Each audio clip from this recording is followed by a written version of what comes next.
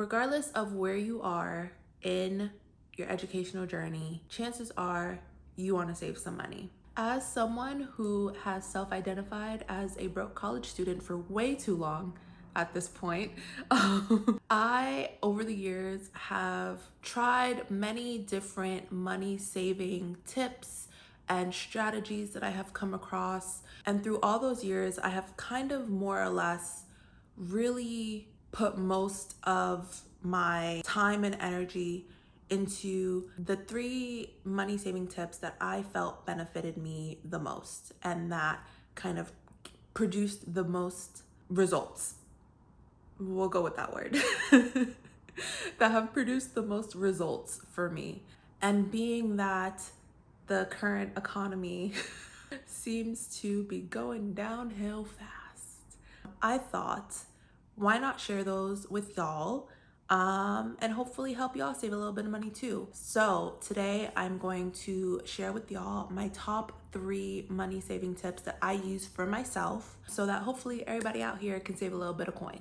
So let's just get into it. Hey, hello, my name is JoJo and welcome back to my channel, or if you're new here, welcome.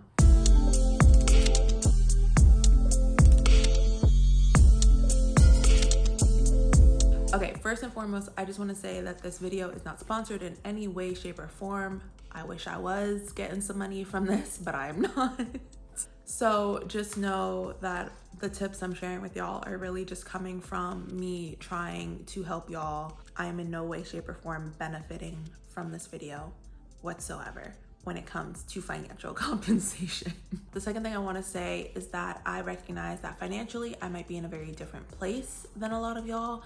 I might be able to do things that y'all aren't able to do. So just take these 3 tips as like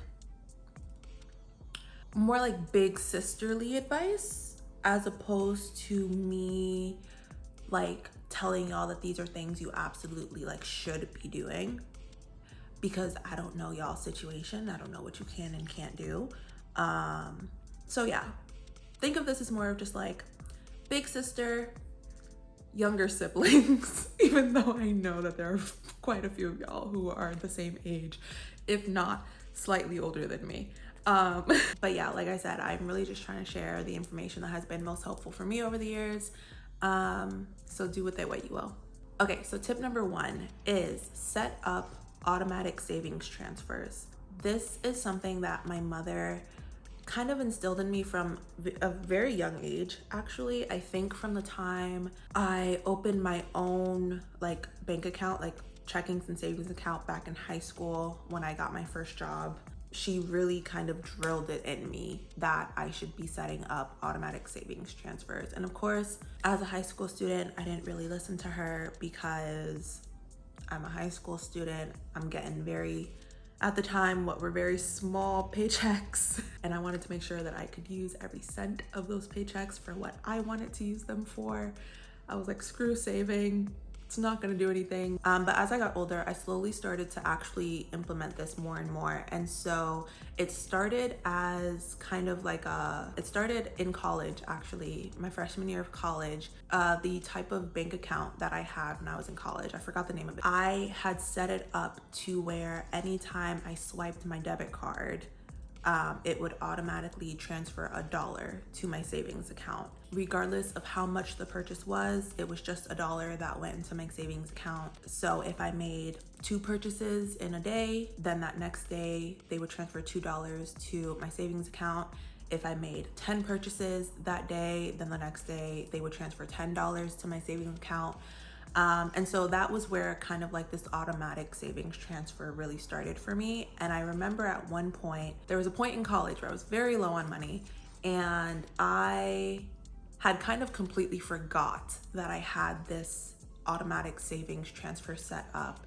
I was trying to find money for food because I had no groceries. At the time, my dog had just run out of dog food. I needed to make sure I could feed him, and that was kind of like my priority. So I used what little money I had left in my checking account to buy him dog food, and I didn't have money for groceries. And so I logged into my bank account online just to like really see like, damn, like I'm really out of money.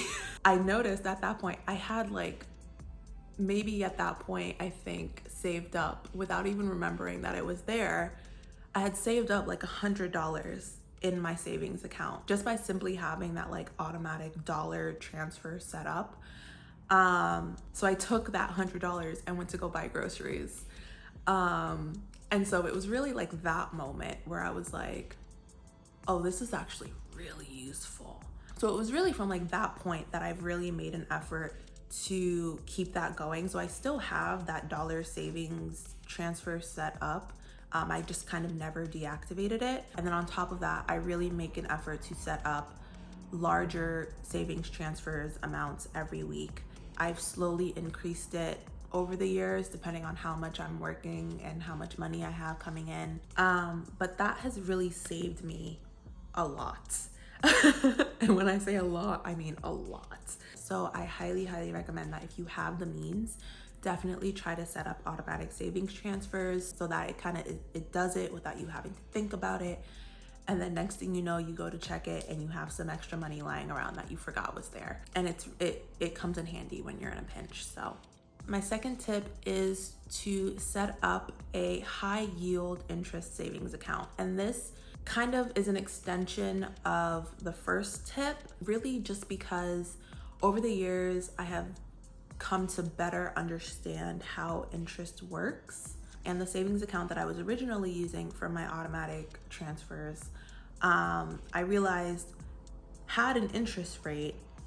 And at the time I didn't really think anything of it. I would just notice that like every month they would add like a penny or two to my balance that was in there. And it took me a very long time to realize that I could actually be earning a lot more on top of what I was already saving if I moved that money to a savings account with a higher interest rate. And so this is something that I actually started doing probably when I started my master's program.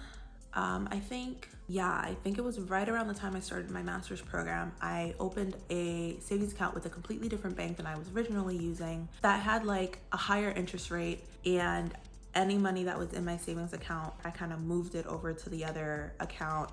And now that's where I have my automatic savings transfers going. And that is really just something that is a way to just earn a little extra money on top of what you're already saving. So rather than having money sitting in a savings account and only earning a penny or two every month in interest, I now earn a few dollars in interest every month. And it's even better if you can earn compound interest on that money. So not only are you earning interest on the money that you put in there, but you're also earning interest on the money that is added from the interest from the previous month, if that makes sense. Something else that I also use my high yield savings account for is I kind of use it as like a purse.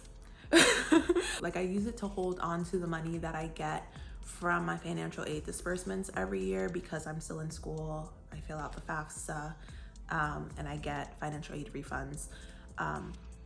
Just racking up those student loans.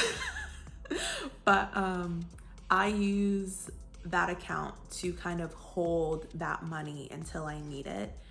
So anytime I get my financial aid refunds, I immediately transfer it to that high yield savings account and I leave that money in there until I need it so that it can earn more interest than if it were just sitting in my regular checkings or savings account. And really, like I said, these first two tips, when done together, produce the best results, and for me have been a literal game changer, especially these past couple of years being in my PhD program, not being able to work a full-time job. I have really depended on the money that I have in that savings account to get me through these periods of time, like the summer months where I am not employed.